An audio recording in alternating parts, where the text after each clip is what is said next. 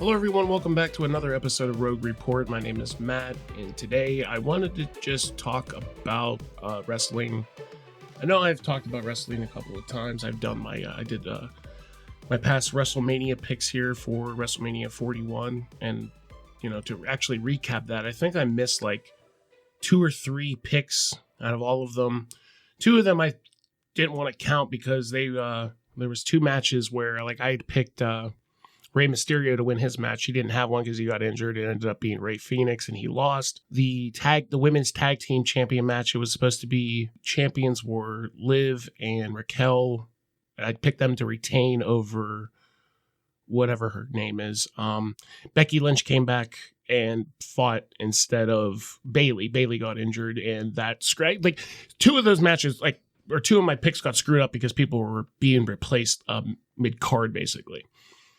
So, and I did that recording, I want to say, maybe a week or so before Mania. Not necessarily the whole week. But the match that happened that I kind of forgot that it was, trending towards happening was Randy Orton was still going to have a match. And then it ended up being Joe Hendry came out, was his opponent. I would have picked Randy to win anyway. Randy was just basically getting a WrestleMania moment. And in all honesty, I feel like it was more of a moment for Joe Hendry to come out. I thought that his reception from the crowd was actually really hilarious. And then having the TNA championship at WrestleMania was something different than we're used to seeing. But today, the thing that I actually wanted to talk about when it came to wrestling and wrestlers in particular is the fact that some of these guys do this, for a very, very, very long time. And there's a point in a wrestler's career where they have to stop, whether it's, due to an injury or, just, plain old age. I'm not really sure how old the Undertaker was when he stopped wrestling. He still obviously shows up and, delivers bumps. I don't think he's really taking them, but he's delivering them. He's one of the older ones. Obviously, Ric Flair would have been one of the older ones, but Ric Flair still does gimmick matches here and there. I swear I just saw Ric Flair in a match a week ago and whatever the fuck promotion that he was running with. Recently, my friend Tim, who I've actually interviewed on this show, who is a indie wrestler, he just wrestled in his last match. I wanted to actually give a shout out to Tim and congratulate him on his wrestling, in-ring career. And now he's taking it to the backstages and running a certain division at a certain promotion. So wish him the best of luck in that. So what honestly sparked this idea of me wanting to talk about the wrestlers and their retirement and who's coming up on what. I looked it up just to see how many wrestlers are still active and that they are still competing in in-ring competition over the age of 45. I want to say 45 is probably going to be the massive cutoff between anybody that just turned 40. They're still, I feel like they still have maybe 10, 15 years left in them. But you're thinking that when you're 40, and I have a feeling that 5 years added on of you just getting the shit kicked out of you for the past 5 years is going to lower your number to make it seem like maybe I only have 5 more years. I looked it up. It says the average retirement age of most professional wrestlers is around early 50s, maybe even mid 50s. The one wrestler that just showed up here recently, made a return on Raw, was Sheamus. I've been watching Sheamus wrestle and perform in WWE for a very, very long time. And for whatever reason, it just struck me as holy shit, this dude has actually been here a long ass time. Trying to look into what accolades that he has. 3-time WWE champion, 1-time World Heavyweight champion, 3-time United States champion, 4-time Raw tag team, 1-time SmackDown champion, both with Cesaro when they were the Bar. He is a former King of the Ring, former Money in the Bank winner, former Royal Rumble winner. He has had 4 Slammy Awards, Breakout Star in 2009, Fear of Strength of the Year 2012, delivering White Noise to the Big Show. Oh, that That might look good. Tag Team of the Year. They won Tag Team up. The Bar won year-end award for Tag Team of the Year 2018 with Cesaro.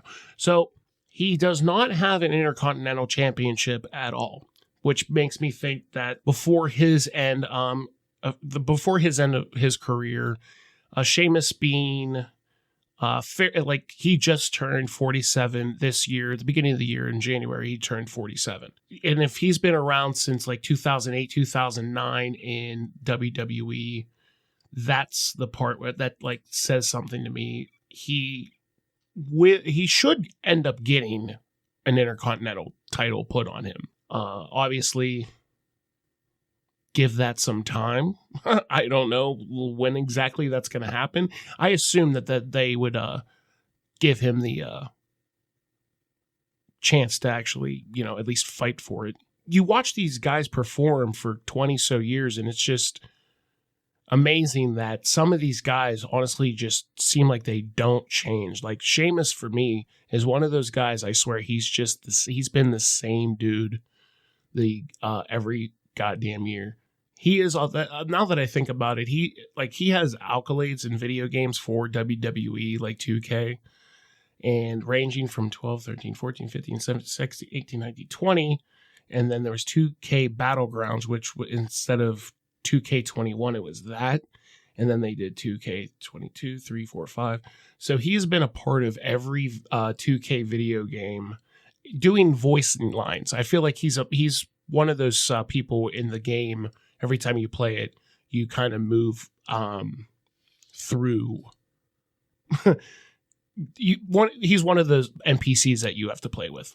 Anyway, I'm going to start moving on to other wrestlers that are performing over the age of 45. All these people are going to be 45 or older. So I started with Sheamus, another person that I honestly believe is one of the greatest wrestlers of all time, who I feel like is coming up on retirement here soon, and that is AJ Styles.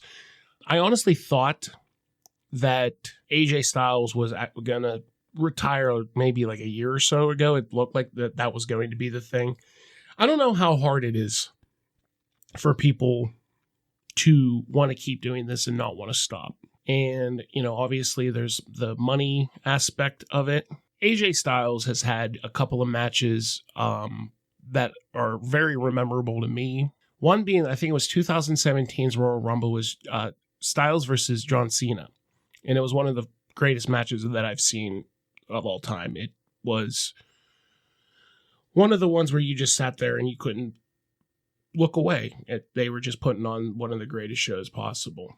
Being in WWE or WCW, whatever you want to, like, earlier on, not getting signed into, like, I think that's when the merger was happening. He didn't get signed in, so that's when he started hitting the international circuits, rather, and he started doing shit all over the world, making a really big name for himself in New Japan. And that's when, like, somebody else that's on this list is Shinsuke Nakamura, whose age is 45 years old, right on the nose. Shinsuke and AJ have been tearing up wrestling circuits all over the world for like the past 10 years. They've had so many different feuds. I mean, I think obviously the biggest thing would be what I think it's called Wrestling Kingdom, is what New Japan puts on every year. Wrestling Kingdom, I feel like, is their version of WrestleMania. And there was some big fights, big pulls for a couple of times that they've fought. I think it was at least twice at their big show there. Another person who honestly just kind of recently returned to WWE and wrestling all to begin with after taking almost a decade hiatus there is CM Punk, who is 46 years old. I'm starting to feel, I understand why people don't like CM Punk. I look at the rest of this list and I do see a bunch of names of people who have definitely, proved themselves and accomplished a lot. I'm not saying that CM Punk hasn't. He's a former WWE champion. His main reason of coming back, he states that, the whole thing of him coming back immediately 2 years or so ago now, saying how he's not here to make friends, he's here to make money. When it comes to Phil Brooks, the person, not the persona of CM Punk, I feel like he obviously wanted to come back. He wanted to do it. It probably bugged him for the past couple years that he wasn't here.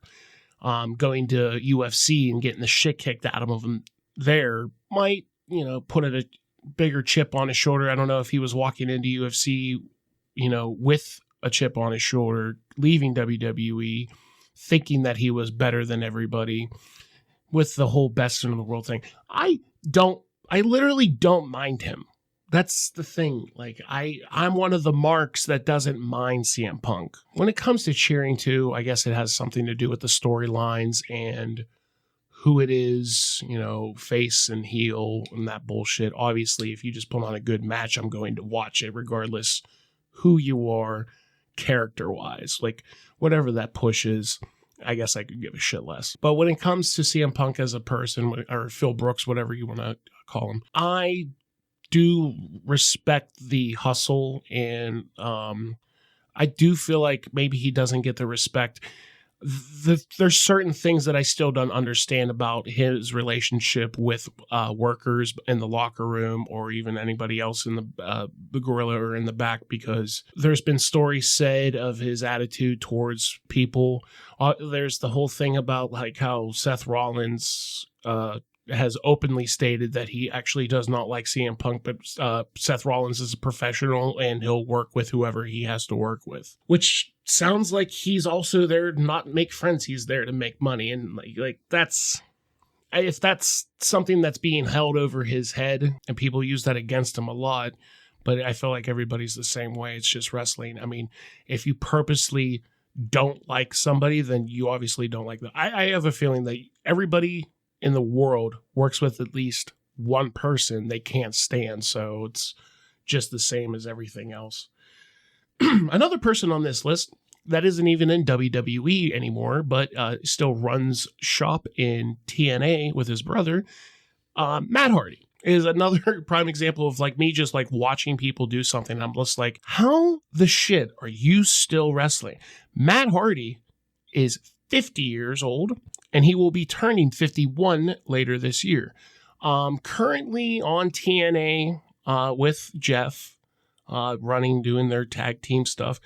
I don't think they're champions right now. They were. I don't think they are still. In all honesty, I don't pay attention to TNA as much as you think I would.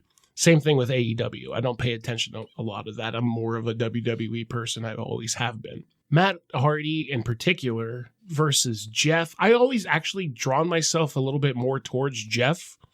How old is Jeff? Jeff is 47. So they both fit this list. Back in the day, what I remember is that Jeff was just a little bit more flashy.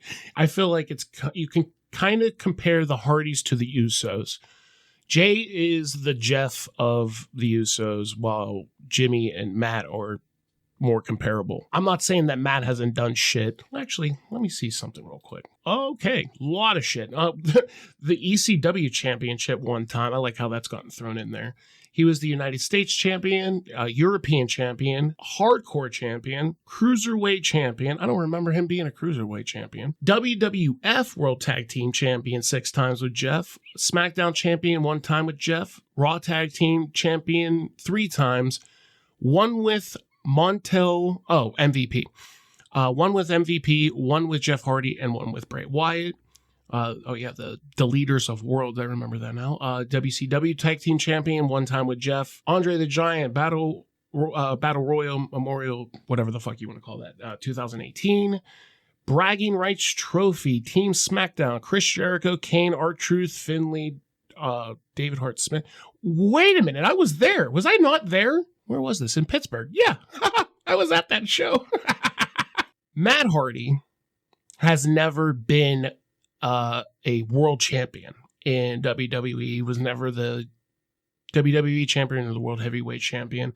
TNA heavyweight champion, 2-time holder, world tag team champions in TNA 3 times with Jeff, also known as Brother Nero. TNA world tag team champion tournament winners with Jeff, and number 1 contender tournament in the year before. So Matt is obviously a tag team partner. I'm not saying anything terrible about him, but he's just, that's his character. And then, like, he's not fond, I guess, of maybe even trying more. I don't know if that's the right way of putting that. He never felt the urge. I honestly feel like he has never had the urge to be pushed into the spotlight by himself. But then again, that's WWE. He has a completely different run in TNA. And then even when he tried to bring his stuff from TNA or Ring of Honor or whatever the hell he was in, whatever started Broken Matt Hardy or Broken. I think they tried to do that gimmick, the Broken gimmick in WWE, but they turned it into the Woken gimmick because of legality bullshit about not being able to use that stuff because it, like, the rights belong to Ring of Honor or TNA.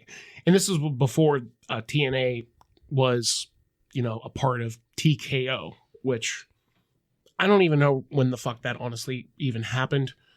The merger of everything, because now you have, like I said earlier, you have TNA champion Joe Hendry all over the place. He's there all the time. And speaking of the Hardys and Hendry, they're like a thing. And they've been a thing for some time where they have their songs mashed together and then they all come out together. Well, actually, let me see something real quick about Jeff. WWE champion 1 time, World Heavyweight champion 2 time, Intercontinental champion 5 time, United States 1, European 1, Hardcore 3, Light Heavyweight Championship. When the fuck was this belt from? World Wrestling Federation from 97 to 2002. I've never fucking seen that belt in my life. SmackDown, yeah, we got through the tag team. I'm not doing the tag team again. But that's crazy right there. Jeff Hardy was way more successful in WWE than Matt was. That doesn't mean that they're not coming back, but then again, something tells me that they would be done soon. Jeff pushing 50, Matt already at 50, turning 51 later in the year. I'm surprised that Jeff's even alive, to be honest. Tim would be pissed off if I don't get this right. There was a match that Jeff had where he came out late for the match. And that match, he was fucked up. He came out on live TV. Well, I don't want to, it's just a taping. I don't know if it was live or not. But Jeff came out and he was fucked up. And whoever he was fighting was pissed off. And the match was a fucking, a shoot match almost, but more along the lines of a squash, because whoever the fuck was in the ring with him was like, I can't do this. This dude's pissing me off. 1, 2, 3 count real quick. And even Jeff was like, what the hell happened? Why aren't we doing the match? And it was like, dude, you're crazy high. I don't know if I want to do all of these people, but obviously you got Randy Orton and John Cena, who Randy Orton is 45, just turned 45 recently. John Cena recently just turned 48. They're both fighting each other in a pay-per-view coming up here at Backlash. Main event at pay-per-view. You got Randy Orton and John Cena again. And I'm actually not you would think that I would not want to watch this match, but I'm honestly very interested in what they can do at a different age. I want to say one of the first matches that I can honestly remember watching them in a live match was that same pay-per-view that I was talking about earlier, that Bragging Rights, which would have been 2008 or 2009 or whatever. That was the main event of that show, was John Cena and Randy Orton in I don't think it was an I Quit. I think it was an Iron Man match. It was whatever it was an hour long. I remember that too. And that match was crazy. But to think about it, we're damn near 20 years later from that show. I literally tack on 3 or 4 more years. We're 20 years from that match. And it's insane to me that I remember watching that in person, and now we're coming back and we're just going to do this again. And I think it said the last time that Orton and Cena fought in a ring in WWE was 2017. So almost 10 years since they've actually fought together or worked together. And fuck, dude, I'm pumped. I'm actually pumped to see this match. Even though I've seen this match live and multiple times all over the fucking place, the fact that we're coming back and doing this again is actually kind of it's confusing, but at the same time, like, I understand why we're doing it. It's probably going to be sick. So, I guess, but besides that, like, Randy Orton has never really slowed down to me. Like, he's all like, I would compare Randy a little bit more to Sheamus than I would John Cena to Sheamus, because John did, like, step out of WWE to do his fucking acting gigs and stuff like that. And I'm never going to talk shit on John Cena as an actor. I think he's hilarious and really good at it. Same thing with The Rock. The Rock's there's like a boxer. He's going to be a boxer, and I don't know who he's supposed to be, but that movie looked actually really good. The trailer, at least. But John stepping out, doing acting here and there, coming back in. He had like a couple of different things with people like Roman Reigns recently, like in the past couple of years. He had his stuff with like The Rock when he left originally and came back and started fighting with John. It was actually during the promo between John Cena and Roman Reigns is when John said something about, well, Roman started calling John Cena a part-timer. And that's when John Cena hit him with like the hardest line ever. He's like, I can do this shit better part-time than you could ever do it full-time. I'm like, that's a fucking bar. John's mic skills, I think, are the best of the best and the best that there ever will be. CM Punk actually has really good mic skills, but John Cena's is like way the fuck up there. Randy, being something similar to what I was saying about Sheamus, is that he's just been here the entire fucking time. He just hasn't stopped. I think that it's in his blood, and that Orton blood of his, that's where it just comes from. Like, I'm not going to stop doing this ever.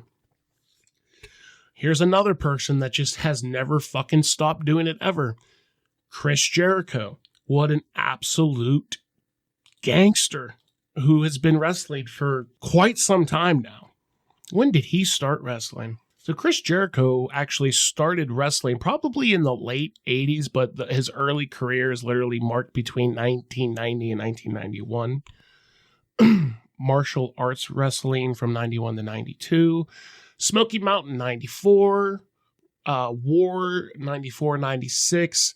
ECW 96. WCW 96 to 99. And then it was War is Jericho with the whole, he actually went to New Japan for a year. And then that's when he did that whole debut, the countdown to the new millennium thing. That's when he first appeared now. Accomplishments for Chris Jericho are through the roof, by the way.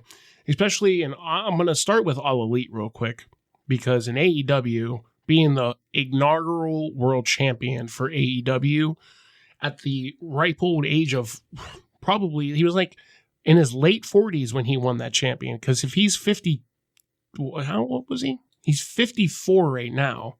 And AEW has only been around for 6 years ago. All right, so yeah, he would have been like 48 or some bullshit like that. Also, FTW Championship.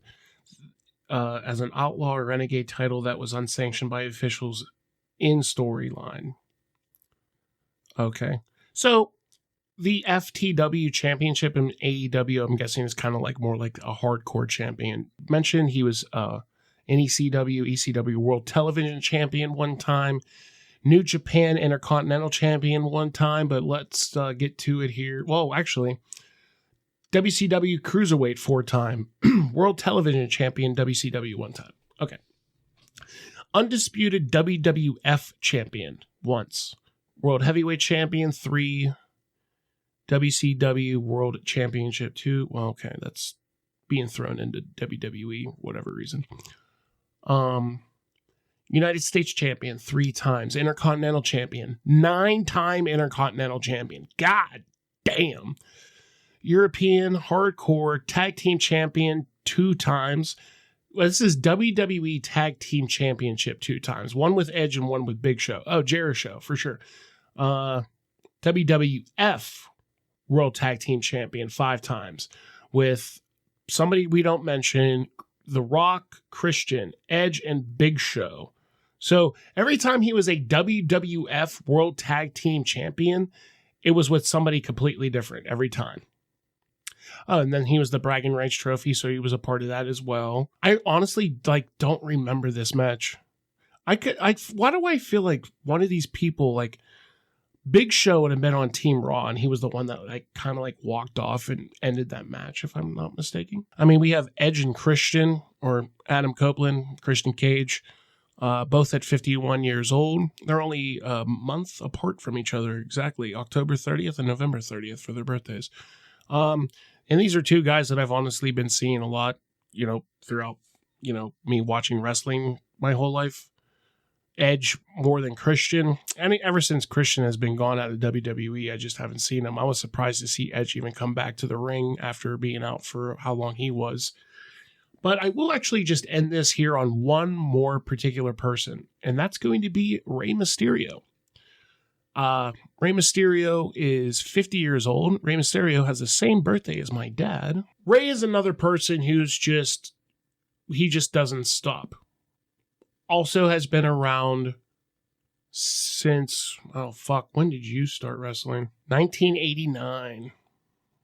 In the Lucha Libre, high-flying style, sure, we know.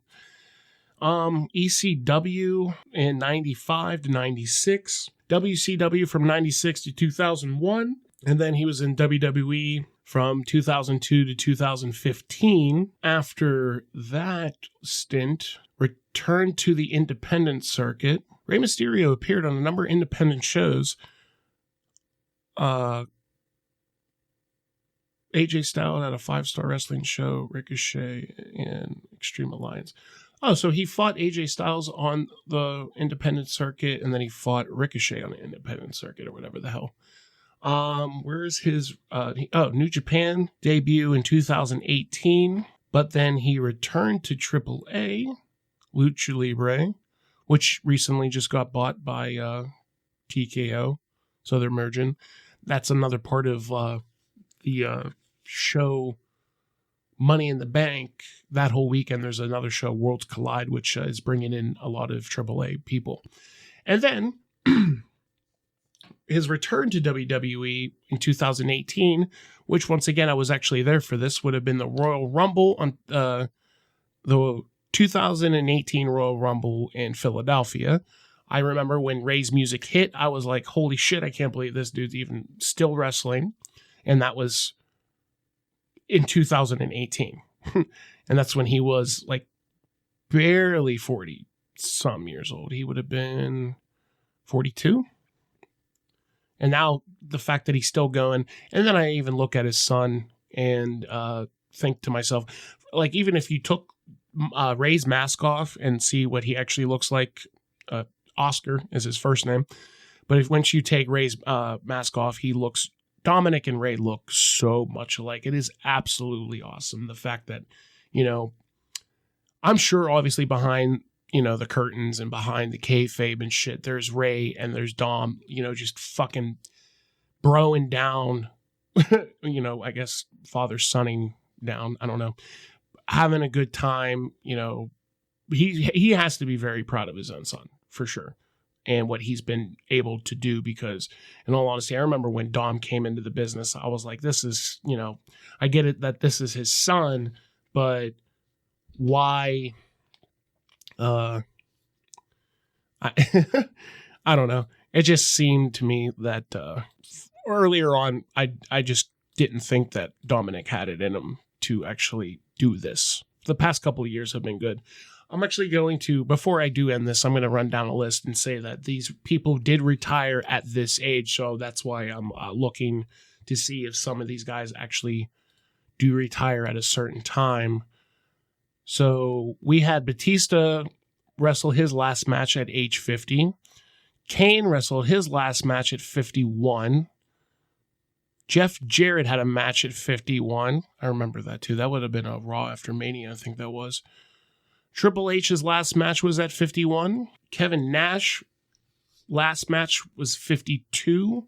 The Rock, well, I don't know if The Rock's done wrestling yet, because it just said he has a good match at 52 years old, which would have been last year's WrestleMania, not this past one, the one with the whole bloodline and the final boss, the beginning of all that shit. Cody actually winning the title. The match would have been the night before the first one. This one is Shane McMahon having an embarrassing match at 53. Would have been that same. No, I don't know if that was the same. Anyway, the whole thing is the embarrassing last match is when he jumps over the Miz and blows out his knee. I don't know if that's his actual last match, but then again, maybe he's maybe he's trending towards coming back, but I kind of doubt Shane McMahon's coming back. Shawn Michaels had his last match recently. Well, I wouldn't call this recently, but there was a tag team match that was put together at one of those Saudi shows, and it was D-Generation X versus the Brothers of Destruction. I had mentioned earlier that Kane's last match would have been also Shawn Michaels' last match, and that match should have never happened in the first place because that's when everybody got hurt. I think it was Kane's mask fell off. That's when I think it was Triple H who tore his pec or his bicep or something. This match was terrible. And that's when, like, if I'm Kane or I'm Shawn Michaels, it's like, I'm never stepping back into a fucking ring ever again unless you're Shawn Michaels and you just like run NXT and then you get to like super kick whoever you want to whenever you want to. Jacqueline returned in a Rumble match at 54. Oh, good for you. That would have been that Rumble. That's the one in Philly. Well, plus, yeah, that was the first ever women's Royal Rumble. Goldberg's final match was at 55. And it looks like he was fighting Roman Reigns. And I thought they were actually going to bring him back recently. His son, Goldberg's son, who's, I don't know his name, but is getting up there in age and like looking like he might be doing some work here soon. Oh, it said that the Undertaker retired at 55 years old.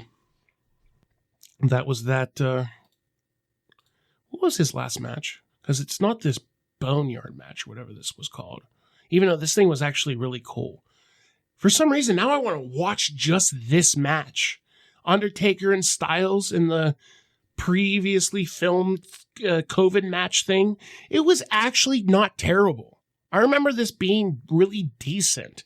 And then they were going to do, I don't know if it was this match and the John Cena Bray Wyatt thing, the Firefly Funhouse match.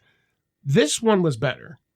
This one was actually produced and done really well, and I actually did like that match. What was it even called? Is it called a Boneyard match or what? Anyway, next, Sting. Sting was unhappy with his final WWE match at 56. And then he returned to AEW for another run. So that's just WWE. If he's fighting Seth Rollins. Ended in a bad injury. Oh, I see. Stone Cold came back for a match at 57. Holy shit, Stone Cold's old as fuck. Stone Cold's damn near 60 years old. If not, he's 60. Stone Cold's last match being at WrestleMania against Kevin Owens. That was awesome to watch. Flair received retirement match at 59. Well, that was in WWE. Like I said earlier, like I fucking still see Ric Flair doing some crazy shit. And what's really cool about these pictures that I'm looking at right now is this is the match that I knew that it was. Obviously, it's Ric Flair versus Shawn Michaels. Shawn Michaels super kicks him. He says, "I love you," kicks him in the face, pins him, and then they like lay there and cry. Shawn leaves the ring for Rick to have an exit on. And the picture that I'm looking at is Ric Flair walking down the ramp. I think this was in, if I'm not mistaken, that set is Florida, like somewhere in Orlando. I feel like that was that show. I could be wrong. But on the ticker, on the Tron behind Ric Flair, it says 16-time world champion. Like that's the record, and it isn't anymore. That's crazy. Let's see. Ivory had a Rumble match at 61. Yeah, it's probably that Rumble that everybody came back in 2018. Nope, that says the 2022 Rumble. Good for you. Jerry Lawler had final WWE match at 62. Oh, was that a tag team match? Yes, it is. does this say that, if I'm reading this correctly, Lawler is allowed to work indie matches and has had one at 73 years old? No shit. What I think it is, too, is when it comes to those doctors in WWE, if they don't clear you, then you're not fighting. And that you can ask, you can call him Bryan Danielson or you call him Daniel Bryan. You can ask Edge or Adam Copeland, same person. And then I guess there's that, but even at 62, after Jerry Lawler has his last match, why would you want to have another one or whatever? Is that Mae Young? What about Mae Young, though, I feel? Fabulous Moolah had match at 81 for WWE. And then, here we go. Mae Young had shocking match at 87 years old. That's what I was thinking. That might actually be the highest number at 87, Mae Young. And that's where it stops. Mae Young defeated Lay Cole in a handicap match for... Oh, wait, wow. So she beat Michelle McCool and her fucking partner. I forget her goddamn name because I'm so dumb. But that's insane. She actually won a handicap match at 87. That's super funny that they let her have that. That's insane. So the record for the oldest age to compete in WWE was Mae Young at 87 years old. Congratulations. But going back to like the whole premise of this, I'm just expecting that, eventually, some of these people that we've been seeing in the ring for the past 20 years or so are now coming close to their end. I wouldn't be surprised, obviously, here, by the end of the year and end of John Cena's bullshit with his title. I'm not really sure the angle that they're going to go with here, because obviously, he's not going to keep it and take it home. He's the last champion. That whole shtick that keeps happening. I do believe that, he's going to drop it to somebody that he might pick it. He might not. He might tell, like Triple H or whoever and say, like, no, just do your thing and, like, I'll play my part in it. Because normally the champion does have a say in who they want to work with. It's been said before in an interview, before Cody even won the championship, he had said that his dream match was with AJ Styles. The first fucking person that he fought for and defended that championship against was AJ Styles. And that was in that fucking France show that blew everybody's mind. That Backlash. That was a year ago. Holy shit. That match, or that whole show was insane. And they're now having that show in closer to France. I don't know if it's actually, or closer to Paris. Yeah, like I'm mentioning AJ Styles, his and the end of the road for him is coming up. I'm assuming that for multiple people here, coming up here soon. But you're gonna hate to see him go. It's the same thing of me watching the Undertaker retire. I hated watching that, but he still pops up and does his funny things. He's like a dark wizard, and it's fun to watch. But anyway, I'm gonna go ahead and wrap this episode up. If you're not a fan of wrestling, I can totally understand, but just give it a watch here and there. You don't necessarily have to watch the whole show. You don't even have to watch most of the wrestling matches themselves. I tend to watch most of the matches that I watch are during pay-per-views and not actual like shows like Raw and SmackDown. I am more entwined into paying attention to the storyline. So, all right, time to end this because I'm going to keep rambling. With that being said, thank you for stopping by the Going With Rogue channel and listening to this episode of Rogue Report. Please check out the channel for more content, gameplay videos, other podcast episodes. Keep your ear to the ground for the next one. And until then, I'll talk to you later.